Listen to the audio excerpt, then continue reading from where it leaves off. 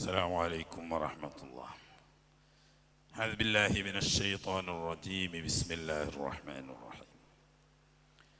الحمد لله وكفى وسلام على عباده الذين اصطفى وآل كل والصحابة ومن اقتفى. أما بعد، إن نريد إلا الإصلاح ما استطعت وما توفيقي إلا بالله عليه توكلت وإليه أنيب. ما شاء الله كان وما لم يشأ لم يكن ولا حول ولا قوة إلا بالله العلي العظيم. أعوذ بالله من الشيطان الرجيم. بسم الله الرحمن الرحيم. وكذلك جعلناكم أمة وسطا لتكونوا شهداء على الناس ويكون الرسول عليكم شهيدا. صدق الله مولانا العظيم. പ്രിയ സഹോദരങ്ങളെ, ഹബീബ് അഷ്റഫുൽ ഖൽഖ് സല്ലല്ലാഹു അലൈഹി വസല്ലമ തങ്ങളുടെ നുബുവത്ത് ആദ്യഘട്ടം എന്ന നിലക്ക് 6 മാസക്കാലം റബീഉൽ അവ്വൽ തുടങ്ങി റമദാൻ വരെ സ്വപ്നം മുഖേനയും റമദാൻ ഹിറാ ഗുഹയിൽ വെച്ച് നേരിട്ട് തന്നെ പ്രത്യക്ഷത്തിൽ ജിബ്രീൽ അലൈഹിസ്സലാം ഇറങ്ങി വന്നുകൊണ്ട് ഖുർആൻ അവതരിക്കുകയും ചെയ്തതോടുകൂടി ഹബീബ് സല്ലല്ലാഹു അലൈഹി വസല്ലം തങ്ങൾ നബിയായി പ്രഖ്യാപിക്കപ്പെട്ടു. അപ്പോൾ തന്നെ ലോകത്തിൻ്റെ നാനാ ദിക്കുകളിലും സേവക്കാരും ജിന്നുകളും ചില പൂജാരികളും ഉൾപ്പെടെയുള്ള വിവിധ വ്യക്തികളും വസ്തുക്കളും ഈ വാർത്ത ലോകത്ത് വിളംബരം ചെയ്തതായി അനിഷേധ്യമായി ചരിത്രം പറയുന്നു. എത്രയോ സംഭവങ്ങളുണ്ട്.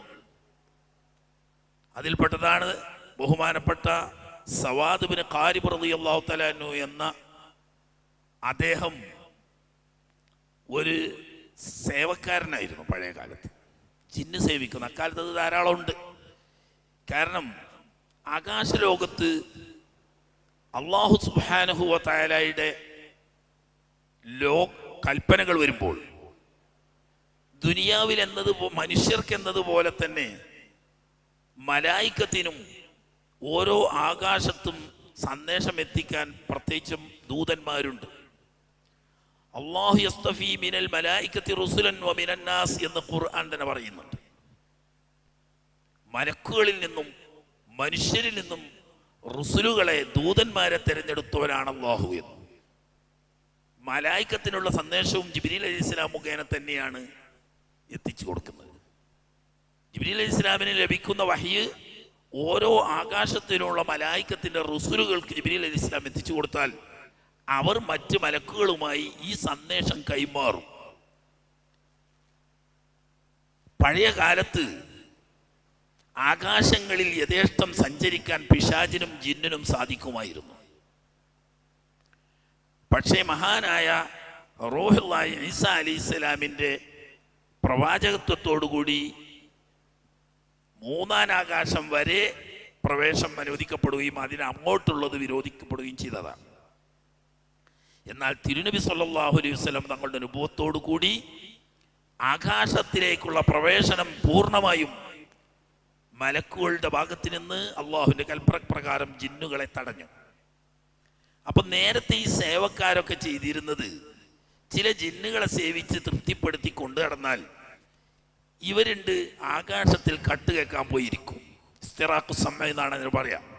മലക്കുകളുടെ സംഭാഷണങ്ങൾ കട്ട് കേൾക്കുകയും അങ്ങനെ ഈ ലോകത്തെ കാര്യങ്ങൾ മുദബ്ബിറാത്തുൽ ഉമൂറാവുന്ന വൽ മുദബ്ബിറാത്തി അംറ എന്ന് പറയുന്ന ഈ ലോകത്തെ കാര്യങ്ങൾ നിയന്ത്രിച്ച് നടത്തുന്ന മലായിക്കത്തിന് അല്ലാഹു തആല നൽകുന്ന കൽപ്പന മലക്കുകൾ തമ്മിൽ ചർച്ച ചെയ്യുന്ന സമയത്ത് അത് കട്ട് കേൾക്കും. എന്നിട്ട് അവരെ പൂജിക്കുന്ന സേവിക്കുന്ന ഈ സേവകന്മാർക്ക് അത് ഇട്ടുകൊടുക്കും. അതിൽ കുറേ അനുമാനങ്ങളും കൂട്ടിച്ചേർത്തിട്ടാണ് ഇവർ പറയുക. അപ്പം നല്ലൊരു ഭാഗം അത് സത്യമായി ഒത്തുവരും. പക്ഷേ അഷ്റഫുൽ ഖൽഖ് സല്ലല്ലാഹു അലൈഹി വസല്ലം തങ്ങൾക്ക് നുബുവത്ത് ലഭിക്കലോട് കൂടി وأنا كنا نقعد منها مقاعد للسمع فمن يستمع الآن يجد له شهابا رصدا وأنا لا ندري أشر أريد بمن في الأرض أم أراد بهم ربهم رشدا എന്ന സൂറത്തുൽ ജിന്നിലൂടെ ഈ കാര്യം അല്ലാഹു തആല പറയുന്നുണ്ട്.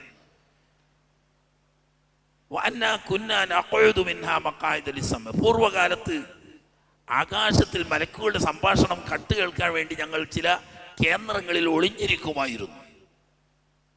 പക്ഷേ ഇപ്പോൾ അത് സാധ്യമല്ല.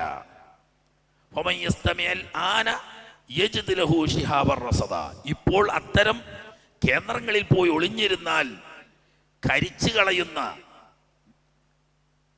ചെങ്കോലുകളെ കൊണ്ടിട്ട് എയ്യപ്പെടുകയും അത് മുഖേന നശിപ്പിക്കപ്പെടുകയും ചെയ്യുന്നുണ്ട്. എന്നിട്ട് പറയാം,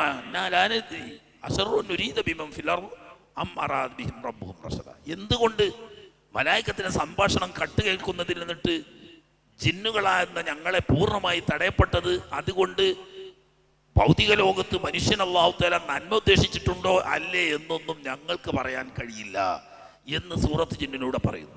നബി സല്ലല്ലാഹു അലൈഹി വസല്ലം തങ്ങളുടെ വഹിയോടുകൂടെ സമ്പൂർണ്ണമായും ആകാശത്തിലുള്ള വാർത്ത കട്ട് കേൾക്കുന്നതിൽ നിന്നും ഈ ജിന്നുകളെ പൂർണ്ണമായും തടയപ്പെട്ടു.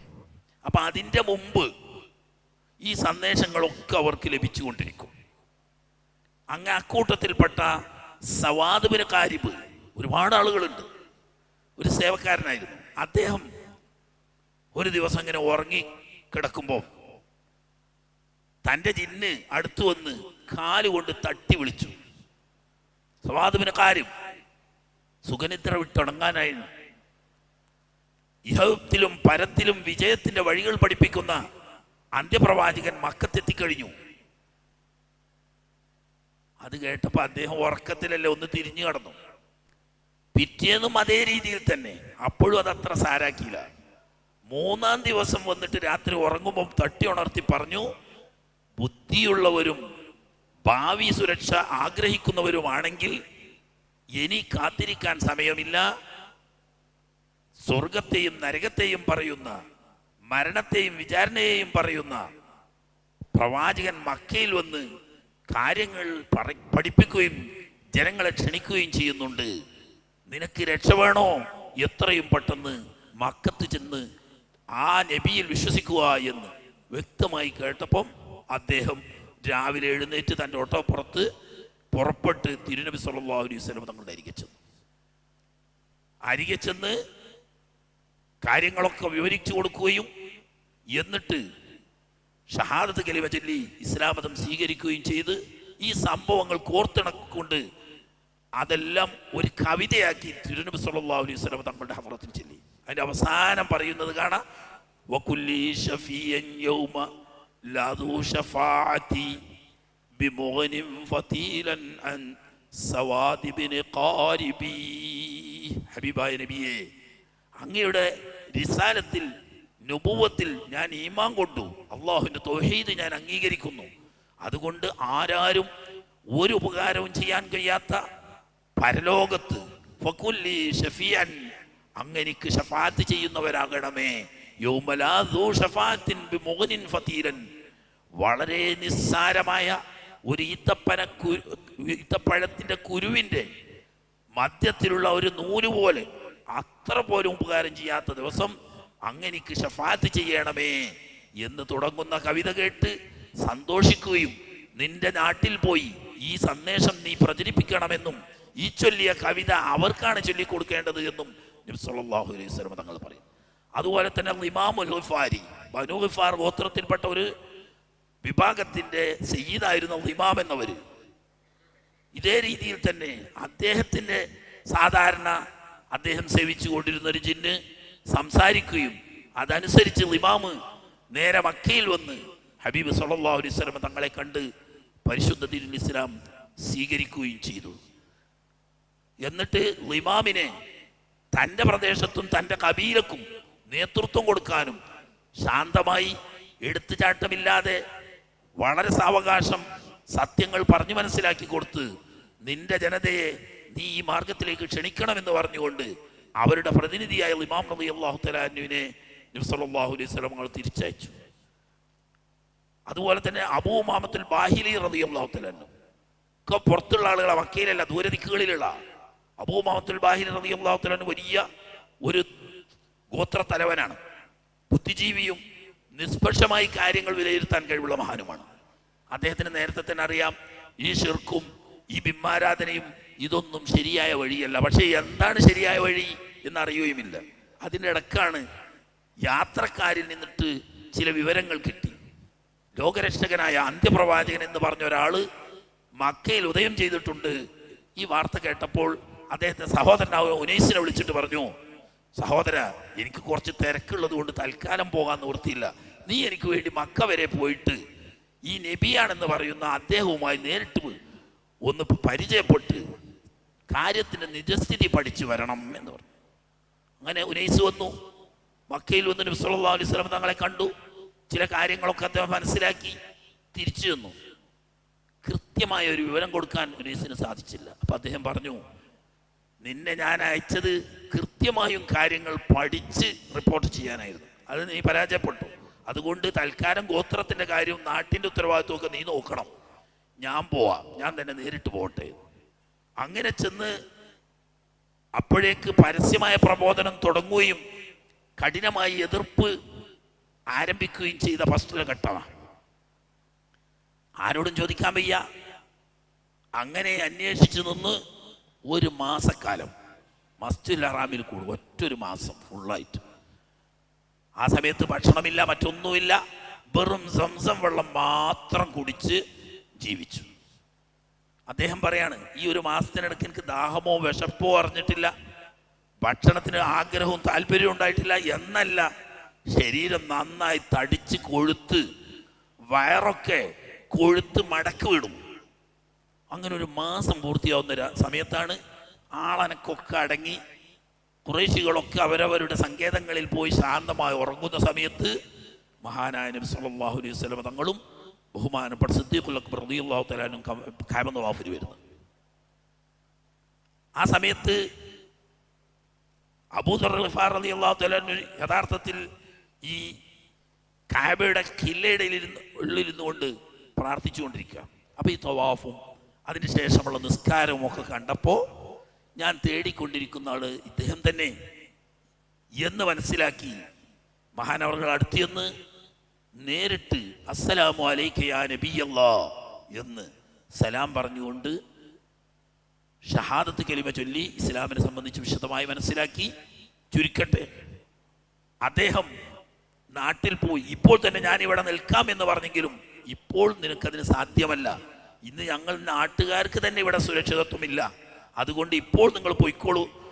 ഇനി ദീനിൽ ഇസ്ലാം പ്രത്യക്ഷപ്പെടുകയും ശക്തി പ്രാപിക്കുകയും ചെയ്തു എന്ന് വാർത്ത കിട്ടുമ്പോൾ വന്നാൽ മതി എന്ന് പറഞ്ഞ് അദ്ദേഹത്തെ തിരിച്ചായി. ഇങ്ങനെ പുറം നാടുകളിൽ വിവരമെത്തി എന്ന് മാത്രമല്ല, മക്കയിൽ വിശ്വസിച്ച വ്യക്തികൾ വളരെ ശക്തമായ പ്രചരണം, എന്നാൽ ശാന്തമായതും. പുറത്താർക്കും അറിയില്ല. ഓരോരുത്തരും അവനവന് പരിചയമുള്ളവരും അവൻ്റെ സ്നേഹിതന്മാരും താൻ പറഞ്ഞാൽ വിശ്വസിക്കുമെന്ന് തോന്നുന്നവരുമായ ആളുകളെ കണ്ട് സന്ദേശം എത്തിക്കുകയും അനുകൂലമായ സ്വഭാവം കണ്ടാൽ അവരെ കൂട്ടി നബി സല്ലല്ലാഹു അലൈഹി വസല്ലം തങ്ങളുടെ ഹദറത്തിൽ വന്ന് തങ്ങളുമായി ബന്ധപ്പെട്ട് ഇസ്ലാം മതം സ്വീകരിക്കുക. ഈ മെമ്പർമാർക്കല്ലാതെ രണ്ടാമതൊരാൾക്ക് ആരാണ് മുസ്ലിം എന്ന് അറിയില്ലെന്ന്. അത്രയും സീക്രട്ടാ വിഷയം.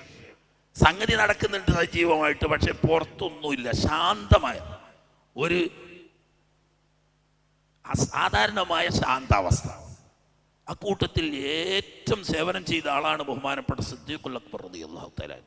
അതിന് കാരണം നേരത്തെ തന്നെ മഹാനവറുകൾ അറബികളുടെ കൂട്ടത്തിൽ അറിയപ്പെട്ട പണ്ഡിതനാണ്. ഇവർക്ക് പാണ്ഡിത്യം എന്ന് പറഞ്ഞാൽ രണ്ട് വിഷയത്തിലേ ഉള്ളൂ. ഖുർആനും സുന്നത്തും ഒന്നല്ല ഓല പാണ്ഡിത്യം എന്ന് പറയുന്നത്. ഒന്ന് അൻസാബുൽ അറബ് നന്നായി അറിയുക, രണ്ടാമത് അയ്യാമുൽ അറബിനെ പറ്റി കൃത്യമായ വിവരമുണ്ടാകുക. എന്ന് പറഞ്ഞാൽ അറബി ഗോത്രങ്ങൾ തമ്മിൽ നടത്തിയ യുദ്ധങ്ങളും അതിൻ്റെ ചരിത്രവുമാണ് അയ്യാമുൽ അറബ്. മറ്റൊന്ന് ഗോത്രങ്ങൾ ശാഖകളും ഉപശാഖകളുമായി വളർന്നു വരുന്ന ഈ ഗോത്ര ചരിത്രം കൃത്യമായി പറയാം. ഈ രണ്ട് ചരിത്രത്തിലും ഈ അയ്യാമുൽ അറബിലും അതുപോലെ തന്നെ അൻസാബുൽ അറബിലും സിദ്ദീഖുൽ അക്ബർ റളിയല്ലാഹു അൻഹു സമാനനായ ഒരു പണ്ഡിതൻ അക്കാലത്തില്ല. ആ നിലയ്ക്ക് എല്ലാവരും അവരുടെ ഗോത്ര ചരിത്രം പഠിക്കാനും അവരുടെ മക്കൾക്ക് മനസ്സിലാക്കി കൊടുക്കാനും ഒക്കെ വേണ്ടിയിട്ട് സിദ്ദീഖ് റളിയല്ലാഹു അൻഹുവിനെ സമീപിക്കാറുണ്ട്. അവരൊക്കെ ബഹുമാനിക്കുന്ന ഒരു ആദരണീയനാണ്. അതോടുകൂടി സൽസ്വഭാവിയും ശാന്തശീലനും വിശാല മനസ്കനും നല്ല സമ്പന്നനുമാണ് സിദ്ദീഖുൽ അക്ബർ റളിയല്ലാഹു. പാവങ്ങളെ കൈയഴിഞ്ഞ് സഹായിക്കുകയും ദുരിതം അനുഭവിക്കുന്നവരെ സ്വന്തം പോക്കറ്റിൽ നിന്നിട്ട് വേണ്ടത് ചെയ്യുകയും ചെയ്യുന്ന വിശാല മനസ്കനും ദാനധർമ്മം ചെയ്യുന്ന വലിയൊരു സമ്പന്നനുമായിരുന്നു. അതുകൊണ്ട് തന്നെ എല്ലാ അർത്ഥത്തിലും മഹാനവറുകൾക്ക് പ്രമുഖരായ എല്ലാ മെമ്പർമാരുമായിട്ടും വ്യക്തമായ ബന്ധവും പരിചയവുമുണ്ട്. എല്ലാവരും അദ്ദേഹത്തെ ആഗ്രഹിക്കും. ഇത് വെച്ചുകൊണ്ട് മഹാനവറുകൾ വലിയ ഭാഗ്യവാനാണ്. ആകെ അശറത്തുൽ മുബശ്ശറ എന്ന് പറയുന്ന സഹാബത്തിലെ ഏറ്റവും പ്രമുഖരായ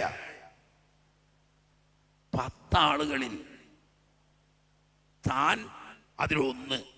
അലി ഇബ്നു അബീ ത്വാലിബ് റളിയല്ലാഹു തആല അൻഹു, പിന്നെ നേരത്തെ തന്നെ നമ്മൾ പറഞ്ഞല്ലോ ഖദീജത്തുൽ കുബ്ര റളിയല്ലാഹു അൻഹ വിശ്വസിച്ച കൂട്ടത്തിൽ തന്നെ വിശ്വസിച്ചതാണ്. അത് കഴിഞ്ഞാൽ ബാക്കി 8 ആളുകളും സിദ്ദീഖുൽ അക്ബർ റളിയല്ലാഹു തആല അൻഹുവിന്റെ ശ്രമഫലമായാണ് ഇസ്ലാം സ്വീകരിച്ചത്. ഭാര്യ അല്ലാത്തവർ ധാരാളം ഉണ്ട്. അശറത്തുൽ മുബശ്ശറയിൽ 8 ആളുകളും താനും കൂടിയ 9 ആളും. ഒരു അലി ഇബ്നു അബീ ത്വാലിബ് റളിയല്ലാഹു അൻഹു ഒഴിച്ചാൽ ബാക്കി 9 ആളുകളും 8 ആൾ തന്റെ ശ്രമം കൊണ്ടും ഒന്ന് താനും ആദ്യമായി ഇസ്ലാം മതം സ്വീകരിക്കുകയും പ്രമുഖ ഗോത്രങ്ങളും ഉന്നത തറവാടികളുമായ ഈ ആളുകളിലൂടെ ഇസ്ലാമിൻ്റെ ദഅവത്ത് ശക്തിപ്പെടുത്തുകയും ചെയ്തു. ഇപ്പോഴൊന്നും പരസ്യമായ പ്രചരണമില്ല. നബി സല്ലല്ലാഹു അലൈഹി വസല്ലം തങ്ങൾക്ക് പരസ്യ പ്രബോധനം കൊണ്ട് കൽപ്പനയുമില്ല. അങ്ങനെ 3 കൊല്ലത്തെ ശ്രമഫലമായി അടിമകളും സ്ത്രീകളും കുട്ടികളും പാവപ്പെട്ടവരും ഉൾപ്പെടെ 75 ആളുകൾ ഇസ്ലാമിലേക്ക് വന്നു എന്നാണ്. അതിൻ്റെ ശേഷമാണ് അല്ലാഹു സുബ്ഹാനഹു വ തആല വഅൻദിർ അശീറതകൽ അഖ്റബീൻ വഖ്ഫിൽ ജനാഹക ലിമൻ ഇത്തബഅക മിനൽ മുഅ്മിനീൻ എന്ന ആയത്ത് ഇറക്കുന്നത്.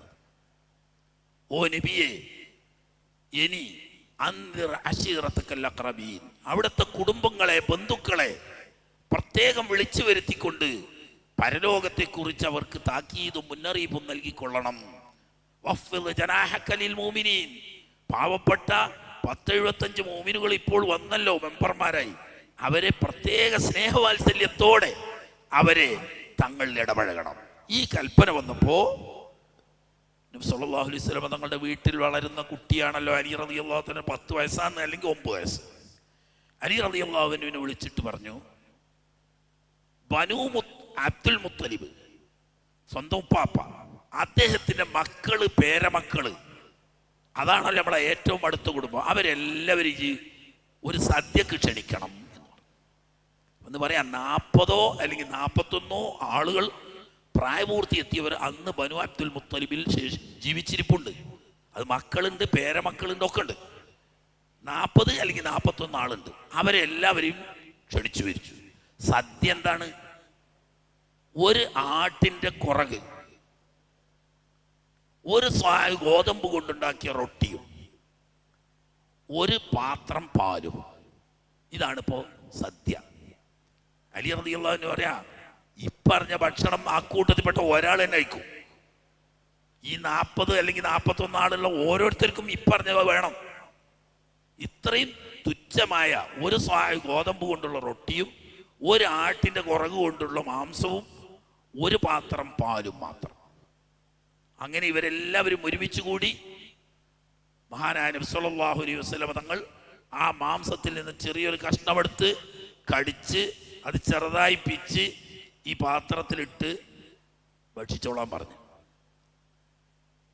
ഈ 41 ആളുകളും വയറ് നിറയെ മാംസവും റൊട്ടിയും കഴിച്ചു. പിന്നീട് പാലും കുടിച്ചു. പാല് പഴയതുപോലെ ആ പാത്രത്തിൽ നിന്ന് ഒരു തുള്ളി കുറഞ്ഞിട്ടില്ല, അങ്ങനെ തന്നെ ഉണ്ട്. റൊട്ടിയും മാംസവും പഴയതുപോലെ തന്നെ ഉണ്ട്. 40 അല്ലെങ്കിൽ 41 ആള് മതിവരോളം ഭക്ഷിച്ചു. ഭക്ഷണം കഴിഞ്ഞ അതിഥികൾ സൽക്കരിച്ച അതാണല്ലോ. ആദ്യം സൽക്കാരൊക്കെ കഴിഞ്ഞിട്ട് വിഷയത്തിൽ കിടക്കാന്ന് കരുതി. ഉടനെ ഈ അബൂലഹബ് പറഞ്ഞ വാക്ക്, ലഖദ് സഹറക്കും മുഹമ്മദും ബിസിഹ്രിഹി. ഔ, മുഹമ്മദിന്റെ കങ്കട്ട് വല്ലാത്ത കങ്കട്ട് തന്നെ കേട്ടാ. ഒരാൾക്ക് കഴിക്കാനുള്ള ഭക്ഷണം അന്നപാനാദികളെ ഇവിടെ ഉള്ളൂ. 40 ആളും സുഭിക്ഷമായി കഴിച്ചു. മൊയ്ജിസത്താന്നല്ല അറിഞ്ഞ് സെഹറാണ്. ഈ പ്രതികരണം മഹാനായ നബി സല്ലല്ലാഹു അലൈഹി വസല്ലം തങ്ങളെ വിഷമിപ്പിച്ചു. തൽക്കാലം ഒന്നും പറഞ്ഞില്ല, ഒക്കെ പിരിച്ചു പോകാൻ പറഞ്ഞു. പിറ്റേ ദിവസവും അത് ആവർത്തിച്ചു, 3-ാം ദിവസവും അത് ആവർത്തിച്ചു. പക്ഷേ 3-ാം ദിവസം ഇനി നീട്ടിവെക്കാൻ പറ്റൂലല്ലോ. 3-ാമത്തെ ദിവസം മഹാനായ റസൂലുള്ളാഹി സ്വല്ലല്ലാഹു അലൈഹി വസല്ലം തങ്ങൾ അവരെ പേരെടുത്ത് വിളിച്ചു പറഞ്ഞുകൊണ്ട്, യാ ബനി അബ്ദുൽ മുത്തലിബി അൻഖിദു അൻഫുസകും മിനന്നാർ ലാ യുഗ്നി അൻകും മിനല്ലാഹി ശൈഅ, യാ അബ്ബാസ് അമ്മ റസൂലില്ലാഹ് അൻഖിദ് നഫ്സക മിനന്നാർ ലാ യുഗ്നി അൻക മിനല്ലാഹി ശൈഅ, യാ സഫിയ അമ്മത റസൂലില്ലാഹ് അൻഖിദി നഫ്സകി മിനന്നാർ ലാ യുഗ്നി അൻകി മിനല്ലാഹി ശൈഅ, യാ ഫാത്തിമ ബിൻത് മുഹമ്മദ് അൻഖിദി നഫ്സകി മിനന്നാർ ലാ യുഗ്നി അൻകി മിനല്ലാഹി ശൈഅ. ഇമാം മുസ്ലിം റിവായത്ത് ചെയ്യുന്ന പ്രസിദ്ധമായ ഹദീസ. ഇത് ആധുനിക മുജാഹിദുകൾ ഈ ഹദീസ് വെച്ചിട്ട് ചില തിരിമറികൾ നടത്തുന്നത്. ഹദീസ് സഹിയ ഹദീസ് ഇമാം മുസ്ലിമിന്റെ റിവായത്താണ്, തർക്കമൊന്നുമില്ല. ഫാത്തിമ ബീവിക്ക് പോലും നബി സല്ലല്ലാഹു അലൈഹി വസല്ലം തങ്ങൾക്ക് ഒന്നും ചെയ്യാൻ കഴിയില്ല, അള്ളാഹുവിന്റെ റസൂലിന്റെ കരളിന്റെ കഷ്ണം എന്ന് വിശേഷിപ്പിച്ച ഫാത്തിമ ബീവിക്ക് പോലും ഒന്നും ചെയ്യാൻ കഴിയില്ല. പിന്നെയാണല്ലോ നിങ്ങള് ആ നബി തങ്ങളുടെ ശഫാഅത്ത് കൊണ്ട് രക്ഷപ്പെടാന്ന് കരുതി വ്യാമോഹിച്ച് നടക്കുന്ന, അതുകൊണ്ടൊന്നും നടക്കൂല. ലാ ഹൗല വലാ ഖുവത ഇല്ലാ ബില്ലാഹ്. ഫാത്തിമ ബീവി അല്ല, ഖദീജ ബീവി തന്നെയാണെങ്കിലും കാഫിറായിക്കൊണ്ട് മരിച്ചുപോയ ഒരാൾക്ക് ഒന്നും ചെയ്യാൻ കഴിയില്ല. അതിൽ ആർക്കാ തർക്കമുള്ളത്?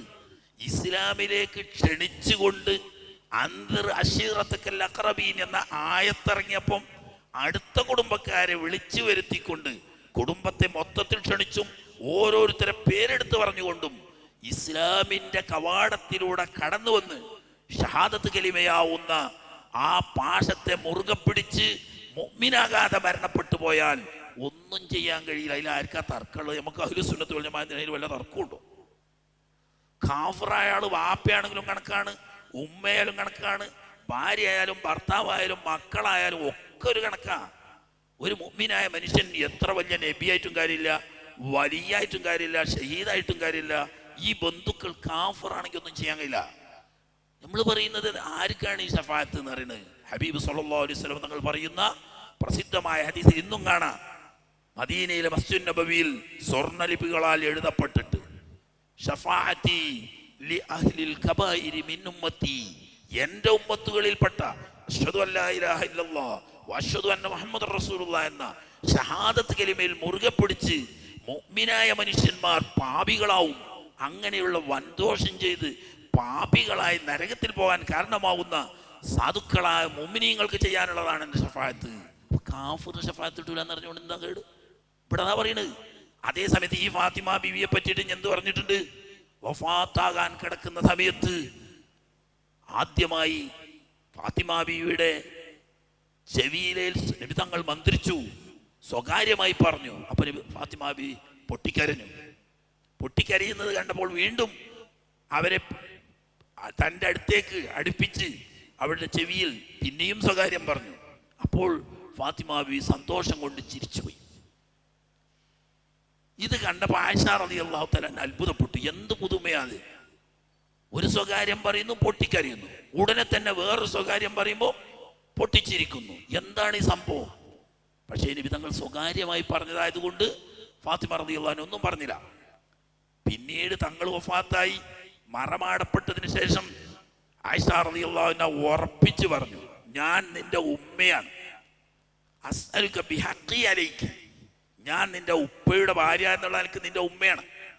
നീ എൻ്റെ മോളാണ്. വയസ്സുകൊണ്ട് ഫാത്തിമ ബീവിക്ക് ആയിഷ ബീവിനേക്കാളും കൂടുതൽ. എന്നാലും എന്താണ് ആ സ്വകാര്യം എന്ന് പറഞ്ഞേ പറ്റൂ പറഞ്ഞു. നേരത്തെ തങ്ങൾ ജീവിച്ചിരിക്കുന്ന സമയത്തല്ലേ സ്വകാര്യം, ഇപ്പൊ വഫാത്തായല്ലോ, ഇനി അത് ജനങ്ങൾക്ക് എത്തിക്കണ്ടേ. പറഞ്ഞു, ആദ്യം എന്നോട് പറഞ്ഞത്, ഈ രോഗത്തിൽ എനിക്ക് ശമനമില്ല, ഞാൻ ഇഹലോകവാസം വെടിയുകയാണ്, അള്ളാഹുവിന്റെ ക്ഷണം വന്നിരിക്കുന്നു, ഞാൻ ഇതിൽ പോകും.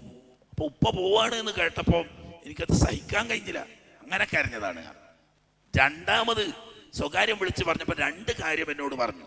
ഒന്ന്, മോളെ നീ വിഷമിക്കണ്ട, ഞാൻ പോയാൽ നമ്മുടെ കുടുംബത്തിൽ നിന്ന് ആദ്യമായിട്ട് എൻ്റെ അരികെ വരിക നീയായിരിക്കും, പിന്നെ ബാക്കിയുള്ളവരൊക്കെ വരൂ.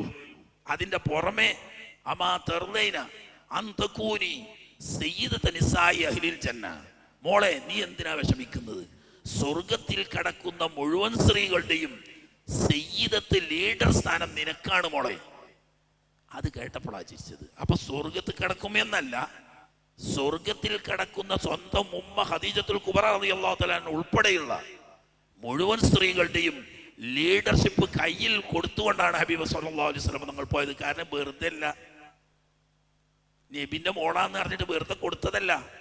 ഫാത്തിമ ബീവിന്റെ ചരിത്രം പഠിച്ചാലറിയാം, ജീവിതത്തിൽ ഒരിക്കൽ പോലും വയറ് നിറയെ ഭക്ഷിക്കാതെ പട്ടിണിയും മരപ്പട്ടിണിയുമായി രാവും പകലും ഇബാദത്തിലായി സ്വന്തം കുടുംബത്തിൻ്റെയും ദീനിൻ്റെയും ഖിദ്മത്തിലായി ഭൗതിക ചിന്ത പാടേ ത്യജിച്ചുകൊണ്ട് സുഹൃദിലായി ജീവിച്ച് മരിച്ചവരാണ് മഹദിയായിരിക്കുന്ന ഫാത്തിമത്തു സഹ്റ റളിയല്ലാഹു തആല. അവരെ ലീഡർഷിപ്പ് അർഹിക്കുന്നു. ഹബീബ് സല്ലല്ലാഹു അലൈഹി വസല്ലം തങ്ങളുടെ കരളിൻ്റെ കഷ്ണമാണെന്ന് നബി സല്ലല്ലാഹു അലൈഹി വസല്ലം തങ്ങൾ തന്നെ പറഞ്ഞു. അപ്പൊ ഈ ഹദീസ് വെച്ചിട്ട് ഞാൻ വിഷയം വ്യതിചലിച്ചതല്ല, ഈ ഹദീസ് വെച്ചിട്ട് ഫാത്തിമ ബീവിക്കും കൂടി ഒന്നും ചെയ്യാൻ പറ്റൂല എന്ന് പറയുന്നത്, പിന്നെ നബി തങ്ങളെ ശഫാഅത്ത് കിട്ടുമെന്ന് പറഞ്ഞ് നടന്നിട്ട് വെക്ക് വല്ല കാര്യമുണ്ടോ എന്ന് ജനങ്ങളെ തെറ്റിദ്ധരിപ്പിക്കുകയാണ്. ഫാത്തിമ ബീവിക്കല്ല ആർക്കും ഒന്നും ചെയ്യാൻ കഴിയില്ല. ഒരാള് നബിയായാലും വലിയായാലും ഷഹീദായാലും അവരുടെ ബന്ധുക്കൾക്ക് നാളെ ആഖിറത്തിൽ വല്ല ഫലവും ചെയ്യണമെങ്കിൽ ഈ ബന്ധു മുഅ്മിനായിരിക്കണം, ശഫാഅത്തിന് അഹ്ലായിരിക്കണം. അതാണ് നമ്മൾ ചോദിക്കുന്നത്. വർസുഖ്നാ ശഫാഅത്തു യൗമൽ ഖിയാമ. അതും പാടില്ല എന്നാ അപ്പൊ പറയുന്നത്. എന്തിനാണ് അത് ചോദിക്കുന്നത്? മൻ സഅലല്ലാഹ ലിയൽ വസീല ഹല്ലത് ലഹു ശഫാഅത്തി. ബാങ്ക് കൊടുത്തു കഴിഞ്ഞാൽ എൻ്റെ മേൽ സ്വലാത്ത് ചൊല്ലണമെന്നും എനിക്ക് വേണ്ടിയിട്ട് വസീലയും ഫളീലയും ചോദിക്കണമെന്നും പറഞ്ഞിട്ട് പറയാണ്. എനിക്ക് വേണ്ടി ഒരാൾ വസീലയും ഫളീലും ചോദിച്ചാൽ ഹല്ലത് ലഹു ശഫാഅത്തി, എൻ്റെ ശഫാഅത്ത് അവന് ലഭിക്കും എന്നത് സുനിശ്ചിതമാണ്. പിന്നെ ചോദിക്കേണ്ട ആവശ്യമുണ്ടോ? ഉണ്ട്. കാരണം എന്താ, നിങ്ങൾ നോക്കിയാണെങ്കിൽ ചില ഗവൺമെന്റ് ഓഫീസിൽ വേണ്ട, പോസ്റ്റ് ഓഫീസിൽ നോ അഡ്മിഷൻ, അതിൻ്റെ ഉള്ളിൽ നിറച്ച ആളുണ്ട്. പോസ്റ്റ് മാസ്റ്റർ ഉണ്ട്, പോസ്റ്റ്മാൻ ഉണ്ട്, മറ്റവരുണ്ട്, ക്ലർക്ക് ഉണ്ട്, മറ്റവരെല്ലാവരും ഉണ്ട്. വേദത്തിൽ എഴുതി വെച്ചിട്ട് ഇവിടെ ആർക്കും പ്രവേശനം ഇല്ല. ഇത് പിന്നെ അവിടുന്ന് മുളച്ചുണ്ടായതാ? അതിൻ്റെ ഉള്ളിലുള്ള ഇന്ന് മുളച്ചുണ്ടായതാണോ? അവിടേക്ക് പ്രവേശനം ഇല്ല എന്നല്ലേ ബോർഡ് വെച്ചത്? ഒരു നിയമലംഘകര അല്ല, പെർമിഷൻ ഇല്ലാതെ എന്നാണ് അത് മഹദൂഫ. എന്താ പറയാ? No admission without permission. അനുമതി ഇല്ലാതെ പ്രവേശനം ഇല്ല, അത്രേ അർത്ഥമുള്ളൂ. അനുമതി ഉണ്ടെങ്കിലേ ആ പ്രവേശനം കിട്ടൂ. നമുക്ക് അനുവാദം ഉണ്ടെങ്കിൽ നമുക്ക് കിടക്കാം. ഒരു ഓഫീസിൽ കിടക്കാൻ അനുവാദം ഉണ്ടെങ്കിൽ നമുക്ക് പുറത്ത് കിടക്കാമല്ലോ. അല്ലെങ്കിൽ പോലെ ഔദ്യോഗിക കൃത്രിമ നിർവഹണത്തിന് തടസ്സം സൃഷ്ടിച്ചു എന്നുള്ള പേരിൽ നമുക്ക് കേസെടുക്കും, സമ്മതില്ലാതൊക്കെ അറിയാം. എന്നതുപോലെ ഇപ്പൊ ഇവിടെ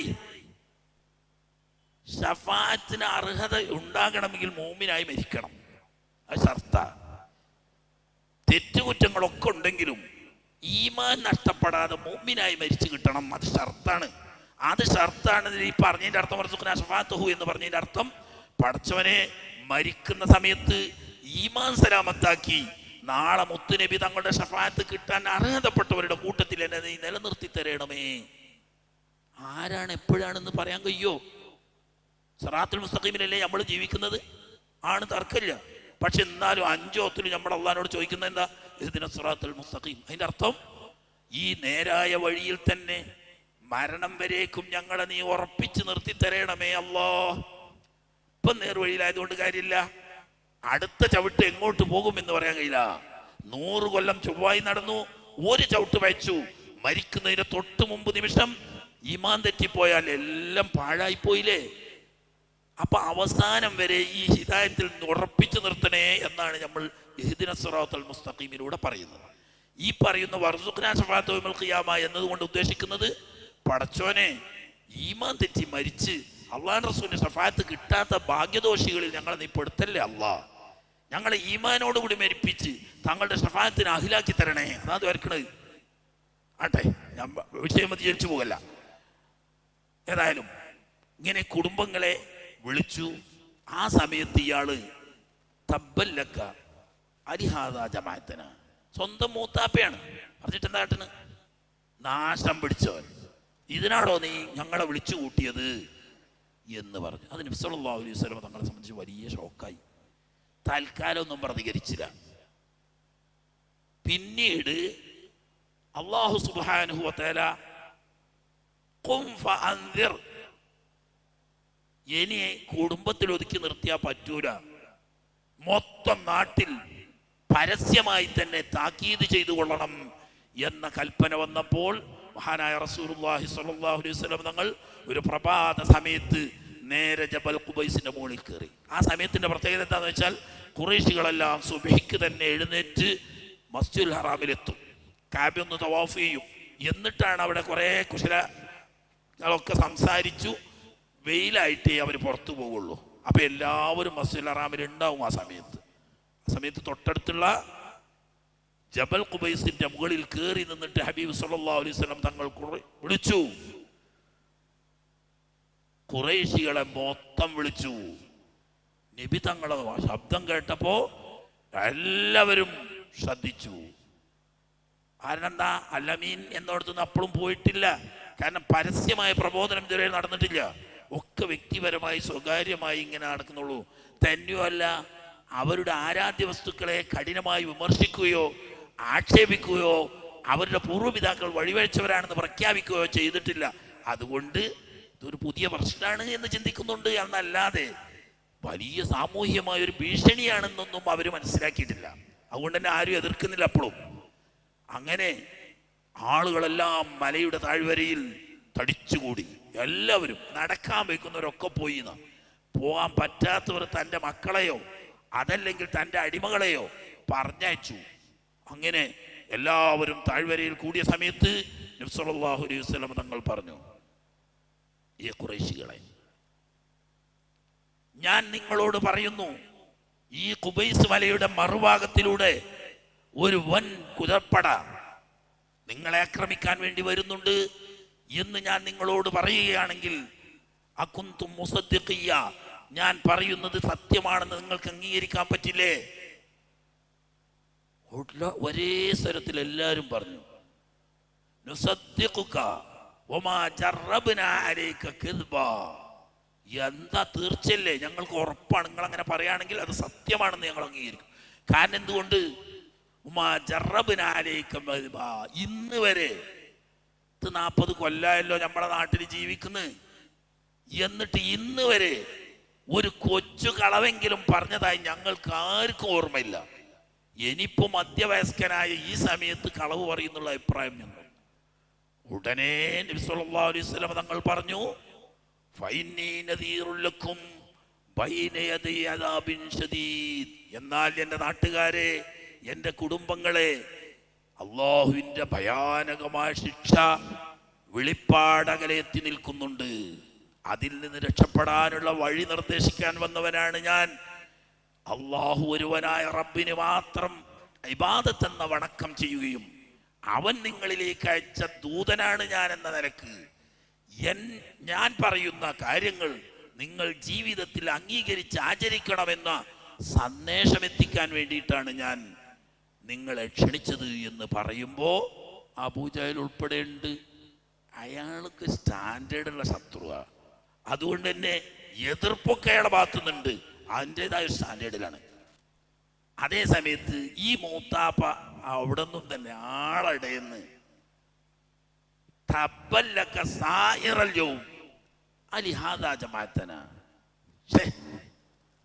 ശാശ്വതമായ നാശം പിടിച്ചു പോട്ടെ, ഈ രാവിലെ തന്നെ എല്ലാത്തിനും കൂടി വിളിച്ചിരുത്തി ഇതിനു വേണ്ടിയിട്ടാണ്. അതിനെ തങ്ങൾക്ക് വലിയ ഷോക്കായി. സ്വന്തം മൂത്താപ്പയാണല്ലേ ഈ പറയുന്നത്. ഈ ജനമധ്യത്തിൽ എല്ലാവരും കൂടിയിരിക്കും, ബാക്കി ആരും ഒന്നും പ്രതികരിച്ചിട്ടില്ല, അനുകൂലമായിട്ടും പ്രതികരിച്ചിട്ടില്ല, പ്രതികൂലമായിട്ടും പ്രതികരിച്ചിട്ടില്ല. ഇയാളെടുത്ത് പറഞ്ഞപ്പോൾ അതിനെ തങ്ങൾ വലിയ വിഷമായി.